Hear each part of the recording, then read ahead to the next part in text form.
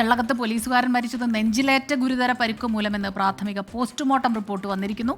സംഭവസ്ഥലത്ത് പോലീസിന്റെ തെളിവെടുപ്പ്. ടോബി ജോൺസൺ ചേരുന്നുണ്ട് കോട്ടയത്ത് നിന്ന് വിവരങ്ങളുമായി. ടോബി, അതിങ്ങനെ വന്ന് വളരെ ഗുരുതരമായ പരിക്കുകൾ ഏറ്റിട്ടുണ്ട് അദ്ദേഹത്തിന്. ഇപ്പോൾ പോസ്റ്റ്മോർട്ടം റിപ്പോർട്ടിലും അത് തന്നെ പറയുന്നു. ക്രൂരമായ ഒരു കൊലപാതകം എന്ന് തന്നെ പറയേണ്ടി വരുന്നു അല്ലേ?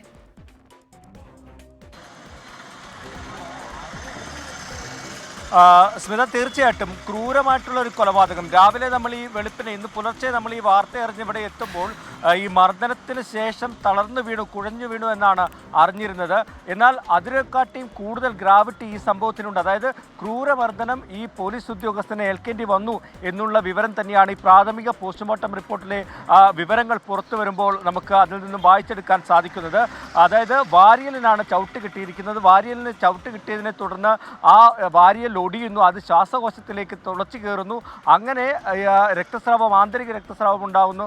അങ്ങനെ കൂടുതൽ ബ്ലഡ് ഉള്ളിൽ പോകുന്നു. അതാണ് ഈ ഒരു മരണത്തിലേക്ക് നയിച്ചത് എന്നുള്ള ഒരു വിവരം തന്നെയാണ് ഈ പ്രാഥമിക പോസ്റ്റ്മോർട്ടം റിപ്പോർട്ടിൽ നിന്നും പുറത്തു വരുന്നത്. അതായത് ഗുരുതരമായിട്ടുള്ള പരിക്കുകൾ ഈ പോലീസ് ഉദ്യോഗസ്ഥന് ഏൽക്കേണ്ടി വന്നു എന്ന് തന്നെയാണ് ഈ മരണത്തിലേക്ക് നയിച്ചതെന്നുള്ള വിവരമാണ് നമുക്ക് ലഭിക്കുന്നത്. എന്തായാലും ഇപ്പോൾ ഞാൻ ഈ നിൽക്കുന്നത് ആ സംഭവം നടന്ന സ്ഥലത്താണ്. അതായത് കാരിത്താസ് ഹോസ്പിറ്റലിൻ്റെ മുൻവശത്താണ്. അവിടെ പോലീസ് സംഘം വന്നിട്ടുണ്ട്. അല്പസമയം മുമ്പ് കോട്ടയം SP ഇവിടെ എത്തി.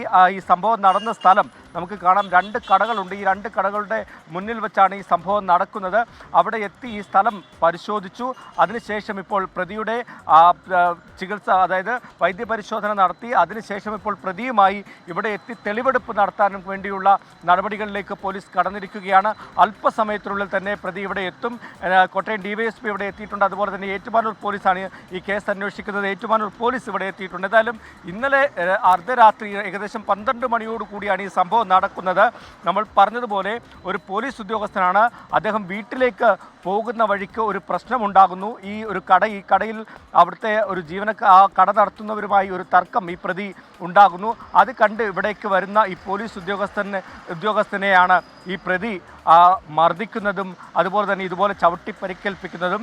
ഈ കടയിലെ തർക്കം പരിഹരിക്കുന്നതിന് വേണ്ടിയാണ് അദ്ദേഹം അതിലേക്ക് ഇടപെട്ടത്. അതായത് ഈ കട ഉടമ തന്നെ ആവശ്യപ്പെട്ടു, ഇതൊരു പോലീസ് ഉദ്യോഗസ്ഥനാണ്, സാർ ഇവിടെയുണ്ട്, പ്രശ്നങ്ങൾ ഉണ്ടാക്കരുതെന്ന് പറഞ്ഞപ്പോൾ അത് കേട്ടിട്ട്, അതായത് പോലീസ് ഉദ്യോഗസ്ഥനാണെന്ന് മനസ്സിലായിട്ട് പോലും ഈ പ്രതി ആക്രമിക്കുകയായിരുന്നു. അതുതന്നെയാണ് എടുത്തു പറയേണ്ട ഒരു കാര്യം. അതായത് ഒരു പോലീസ് ഉദ്യോഗസ്ഥന് പോലും ഇത്തരത്തിലുള്ള ആക്രമണങ്ങൾക്ക് ഇരയാകേണ്ടി വരുന്നൊരു സാഹചര്യത്തിലേക്ക് നമ്മുടെ നാട് പോയിരിക്കുന്നു എന്നുള്ളത് ഗൗരവത്തോടെ കാണേണ്ട ഒരു കാര്യമാണെന്നുള്ള കാര്യത്തിൽ യാതൊരു സംശയവുമില്ല.